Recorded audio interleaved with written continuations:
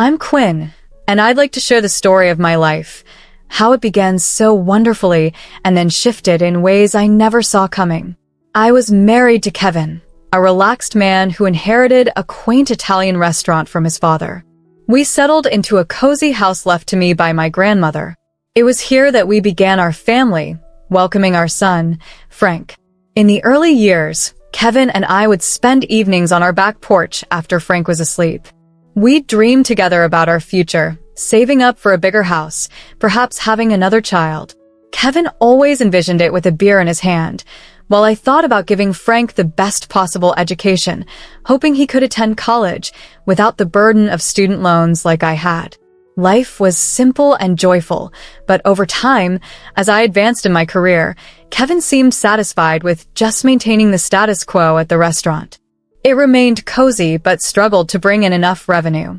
One evening, while cleaning up after dinner, I broached the subject of enhancing the restaurant. "Kevin, have you considered adding new items to the menu or maybe some updates to bring in more customers?" I asked. Kevin, scrubbing a plate a bit too vigorously, replied indifferently, "Why fix what isn't broken? We're doing fine." "But we could be doing so much better," I countered, drying my hands on a towel. Kevin slammed the plate down, frustration evident. "Why are you always pushing? Can't you just be happy with what we have?" "I'm tired of you always wanting more," he exclaimed. I dropped the conversation, but it wasn't just the restaurant that was an issue. As I became the orthodontist, tensions rose. Kevin spent more days at the restaurant, not really working, just avoiding home, and often he would end up at his mother Anna's house. One day, after he spent another evening at his mother's, I confronted him. "You ran off to your mom's again last night, Kevin. When you're there, who do you think manages everything here?" I asked. He rolled his eyes and tossed his keys on the table. "Oh, come off it, Mom understands me, and she doesn't nag me about money or working more," he retorted. That hurt, especially since I had been covering his shortfalls, even sending $900 monthly to Anna to help her out. It was becoming increasingly difficult to manage all our bills and expenses. Later that week, I called Anna to explain our financial strain and the need for Kevin to contribute more. "Anna, I'm doing what I can, but Kevin needs to step up. We're struggling," I explained. Rather than showing understanding, Anna became defensive. "Quinn, you're his wife. It's your job to support him, not push him around.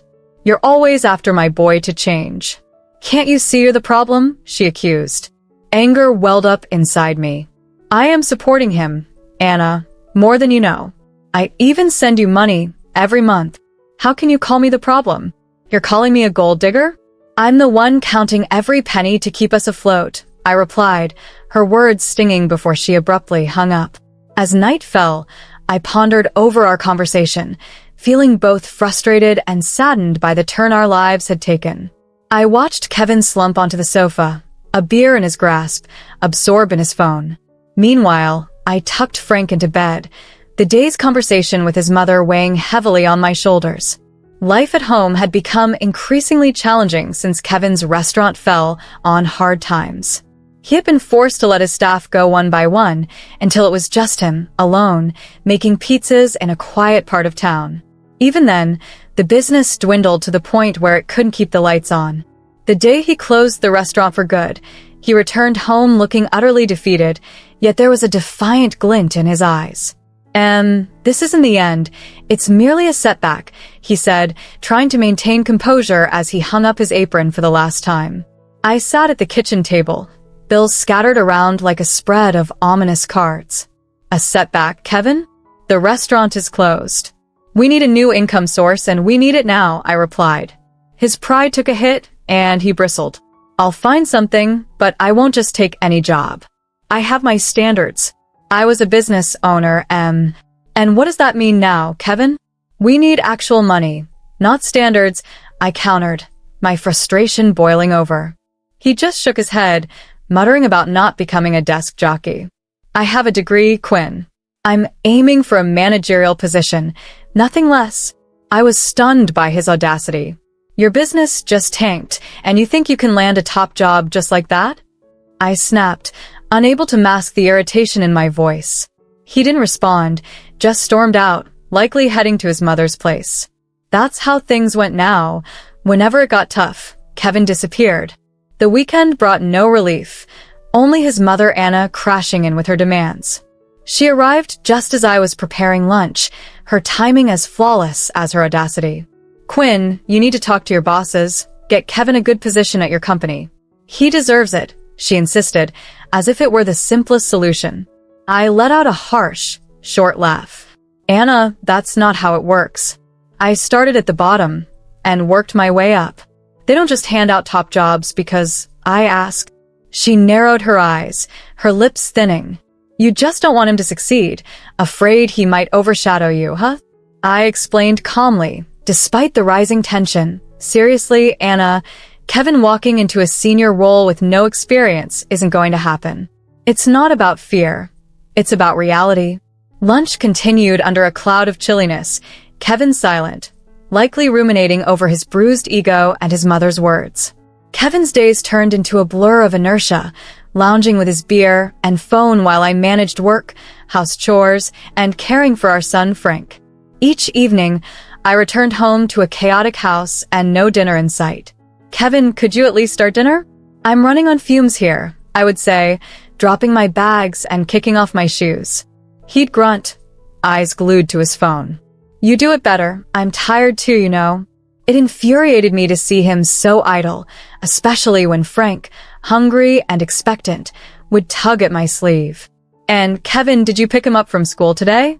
One evening, already aware of the answer, I asked Kevin if he had forgotten to tell me something. His reply was a low mumble, barely audible over the television. Thankfully, my mother, who lived close by, had stepped in as a reliable backup since Kevin had begun neglecting even his most basic duties. "Kevin, he's your son too.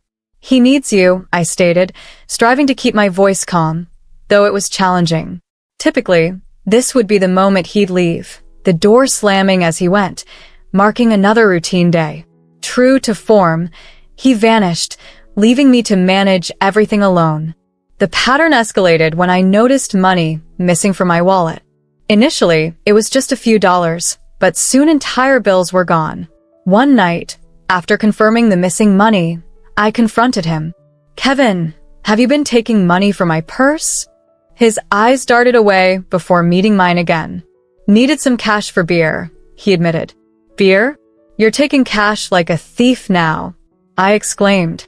"How dare you call me a thief?" "I'm your husband," he retorted, his voice rising. Before we could argue further, Anna burst in. It seemed she had overheard us, her expression stormy. "Quinn, all you care about is money. Can't you see the man is struggling? You should be supporting him, not accusing him. Support him by letting him steal from me? What about Frank? What about our bills?" I responded, my voice growing louder as the stress from the past months reached a boiling point. Kevin collapsed back on the couch, tuning out as Anna and I argued over him, his eyes fixed on a distant point. The argument ended in a heavy silence, with Anna storming out and Kevin remaining silent and inactive. When Frank fell ill as the summer ended, his fever spiking one night, no soothing or cool cloths seemed to help. Sitting beside his bed, thermometer in hand, I felt my heart sink with each beep confirming the fever wasn't breaking. Kevin, as usual, was no help, engrossed in his phone on the couch. "Kevin, can you check if we have any more fever reducer?" I asked, trying to stay composed. He grunted and slowly got up, but I knew it would be quicker to do it myself. Frank was softly whimpering, clutching my hand, each moment precious. After a quick kiss on his forehead, I rushed to the kitchen myself. The next morning, the doctor stressed the need for medication and tests. "Better to be safe," he advised, noting down his recommendations. Tests meant more expenses, far beyond what was left after the bills and Kevin's unchecked spending. Heart pounding, I transferred the last of our savings for Frank's treatment, including the $900 usually reserved for Anna. It was the only way. No sooner had I made the decision, Anna stormed in, furious. "Quinn, where's my money?" "It's the first of the month," she demanded. I was repacking Frank's small backpack, ready for another doctor's visit. "Anna, I began, bracing myself for another confrontation. I had to allocate the funds for Frank. He's gravely ill and needs them for his medical examinations and treatments. Anna's gaze hardened, her lips pressing into a thin line of disapproval. Do you really expect me to believe you don't have other money? That was my money, Quinn. I need it, she declared. I took a step back, raising my hands defensively as my maternal instinct surged. Frank is my priority. He's just a child, he's unwell, and he needs his mother to look after him. I won't apologize for putting him first. Well, I should have guessed you'd do something like this, holding money back for me for that boy. Anna spat the words with venom, as if they were a poison that pained her. That boy, Anna? That's your grandson. How can you be so heartless? I shot back, my patience wearing thin. I don't need a lecture from you, Quinn. Just make sure you pay me by tomorrow, or you'll regret it, she hissed, anger twisting her features. Her threat lingered ominously in the air, but the sight of Frank, weak and delicate in the next room, fortified my resolve. Leave my house now, Anna. I won't tolerate threats under my own roof. Not today, not ever. Anna seemed poised to argue further, but the firm resolve in my gaze silenced her. She stormed out, slamming the door, leaving a heavy silence in her wake. Kevin left quietly after her.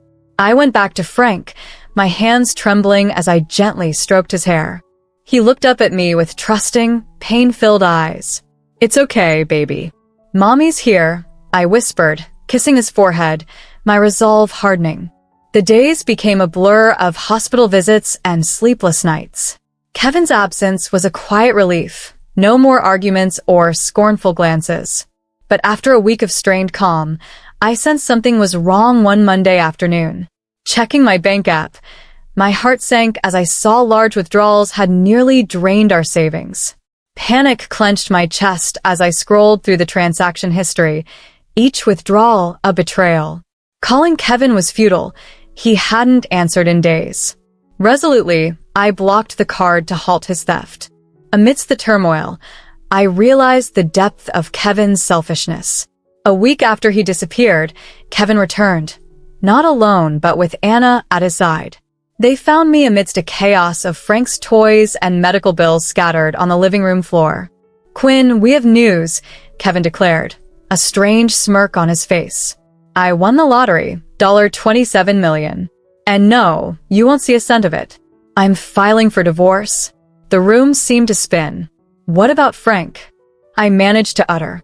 Anna's laugh was chilling. Oh, Quinn. Always the martyr. You've underestimated my son for too long. Now he's wealthy, and you're nothing. He'll find someone better, someone younger. Kevin nodded, picking up a duffel bag by the door. Yeah, I'm moving out to live with Mom. You'll manage on your own, won't you? Anna was exceptionally skilled at manipulation, wrapping her arm around Kevin and leading him to the exit. Let's leave the gold digger to wallow in her chaos. We have far better places to be, she suggested smugly as the door slammed shut behind them. The reality of the moment struck me hard. Betrayal, abandonment, theft. Kevin had deserted me, leaving behind only heartache and immense challenges. Yet, as the initial shock began to subside, a fiery determination started to grow within me. They thought they could destroy me, render me broken and penniless. I was resolved not to let that happen. With a steady voice, I called my lawyer. Kevin used our shared funds to purchase that lottery ticket. I want to contest the winnings, I declared. My lawyer, though cautious, was supportive. It's going to be a tough battle, Quinn, but we'll put our all into this, he assured me. Hanging up the phone, I felt the weight of the upcoming struggle settle on my shoulders. Yet, there was a newfound strength in me, tempered by this betrayal. For myself, for our son Frank, I was ready to fight, not just for survival this time, but for justice. As the court hearing neared, my lawyer, Mr. Adam, and I were engulfed in a whirlwind of preparation. We meticulously compiled every shred of evidence, bank statements, financial records, anything that demonstrated how I had financially supported our home while Kevin contributed nothing. Quinn, it's a solid case. The fact that he used your bank card to buy the lottery ticket is our strongest point, Mr. Adam reassured me as we sat amid stacks of paperwork in his office. With the court date looming, tension simmered just beneath the surface of my everyday routine. Then, just 4 days before the hearing, Kevin and Anna made an unexpected appearance. I was in the kitchen, Frank playing at my feet, when I heard the car door slam. They burst through the front door, their faces red with fury. "You're really going through with this? Suing your own husband?" Kevin bellowed, his voice echoing through the small room. Anna quickly joined in, her tone sharp and spiteful. "Greedy. That's what you are, trying to claim what isn't yours." I stood firm, feeling Frank press against my leg for comfort. "It's not just Kevin's money. He bought the ticket with our joint funds that I provided because he wasn't contributing," I countered calmly, the anger from their accusations fueling my resolve. Kevin's face contorted with disdain. "It's not about control, Kevin. It's about fairness. You left, remember? You and your mother mocked me, said I'd be left with nothing." Their shouts could have escalated further, but I was determined not to let that happen in front of Frank. "You need to leave now. We'll settle this in court," I said firmly. Their departure was loud and chaotic, but once they were gone, the house felt somehow clearer, purer. I hugged Frank close, whispering reassurances that everything would be all right. In the courtroom, the atmosphere was tense. Kevin sat across from us, his lawyer whispering in his ear, while Anna glared at me with hostility. When Mr. Adam presented the bank statements and financial records, the evidence was undeniable. Each time Kevin's attorney stumbled over a question, I felt the wave of triumph. The judge paid close attention, his gaze fixed on Kevin as evidence of Kevin's financial reliance on me unfolded. Key to the case was the lottery ticket bought with money from our joint account, making it a marital asset, as Mr. Adam persuasively argued. Kevin raised his voice in the hushed courtroom. "I was the one who bought the ticket. It was my decision, my luck." But the judge quickly retorted, "Not your money, Mr. Thompson, and unfortunately for you, luck does not supersede the law." After prolonged deliberations, the judge handed down his decision. It was clear from the presented evidence that Mr. Thompson was financially dependent on Mrs. Thompson during the purchase of the ticket, thereby deeming the ticket a marital asset. The judgment awarded 4/4 of the lottery winnings to Mrs. Thompson and 1/4 to Mr. Thompson. Both Kevin and Anna were visibly shocked, their faces a canvas of disbelief. Months later, after the dust settled and the divorce was finalized, I began to embrace a brighter future shaped by the court's decision. Aware of the tales of lottery winners who squandered their fortunes, I reached out to Ethan, an old college friend who had found success in finance, for guidance. Over coffee, we discussed strategic investments in technology and renewable energy, as well as setting aside funds for my son Frank's education. Ethan's advice proved invaluable. Meanwhile, Kevin and Anna's approach to their share of the winnings became town gossip. Kevin flaunted a new sports car, while Anna indulged in lavish jewelry and attire, reveling in her newfound lifestyle. One afternoon, while picking up Frank from school, a friend eagerly relayed the latest about Kevin's extravagant purchases and Anna's luxurious living. I merely smiled and shifted my focus back to Frank and our future. At home, I meticulously planned our finances with Ethan's assistance. Each investment decision reinforced a pathway towards stability and security, ensuring Frank would have every possible advantage. One evening, Frank's curiosity about college mirrored my aspirations for him, his eyes alight with dreams and potential. As our lives settled into a comforting routine, with Frank flourishing in school and our investments thriving, the past seemed firmly behind us. Yet, life has a way of revisiting us, as I soon learned through an unsettling update from a close friend. During a relaxed coffee meetup, I chatted with Quinn about some startling news. Kevin had fallen on hard times. He'd lost his car, his money, and was caught up in gambling debts so deep that they even injured his neck. Over my coffee, I concealed my shock. "Really? That's unfortunate," I commented. And then there was Anna. She had started to sell her jewelry, desperate as both she and Kevin faced their darkest days after years of flaunting their wealth. Quinn, shaking her head in disbelief, recounted these developments. Before long, Kevin appeared at my doorstep, a mere shadow of the man he once was. His luxurious attire was gone, replaced by faded jeans and a worn jacket. His eyes, which once sparkled with pride, now reflected desperation. "Quinn, can we talk?" His voice was hoarse, as if he had rehearsed his plea countless times. I hesitated but stepped aside, allowing him into the house. Frank was out with friends, so we had the house to ourselves. I wasn't eager for a lengthy visit, though. As he entered, Kevin took a lingering look around the living room. "I've lost everything, Quinn. The money, the car. I've got nothing left. And I miss my family. I miss you," he confessed. Raising an eyebrow, I replied skeptically, "You miss the money. That's what you miss." "No, it's more than that. I've been reflecting a lot lately. I was hoping, maybe, we could start anew." His eyes pleaded for a second chance, but all I could recall were the years of deceit and neglect. I scoffed, more in disbelief than humor. "Start over? After everything you've put us through? You leave, accuse me of being materialistic, squander your wealth, and now you want to return as if nothing happened?" He avoided my gaze, his discomfort evident. "I know I've made grave mistakes, Quinn. I truly realize that now, and I'm ready to change," he insisted. "Kevin, you left when you thought you were better off without us. That revealed your true character. Now, you're just regretful because you're penniless and alone," I said, my voice resolute. Deflated, he absorbed the weight of my words.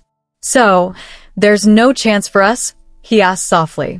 "Kevin, I forgave you long ago, for my own peace, not so you could waltz back into our lives when you hit rock bottom. Frank and I are thriving, and I intend to keep it that way," I affirmed.